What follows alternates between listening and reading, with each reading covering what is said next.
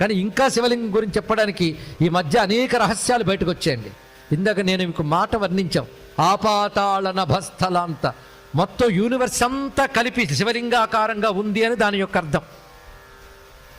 సరిగ్గా 20 ఏళ్ల క్రితం యూరోప్కు సంబంధించిన అంతరిక్ష పరిశోధన సంస్థ ఒక శాటిలైట్ ద్వారా యూనివర్స్ని ఫోటో తీసింది. తెలుసా మీకు?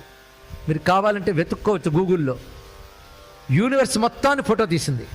ఆ యూనివర్స్ షేప్ ఎలా వచ్చింది అంటే ఈ శ్లోకంలో వర్ణించినట్లుగానే మొత్తం లింగాకారంగా ఉంది. మొత్తం యూనివర్స్ అంతా లింగాకారంగా ఉండడం ఆ శాటిలైట్ తీసిన ఫోటోలో బయటపడ్డ రహస్యం అండి.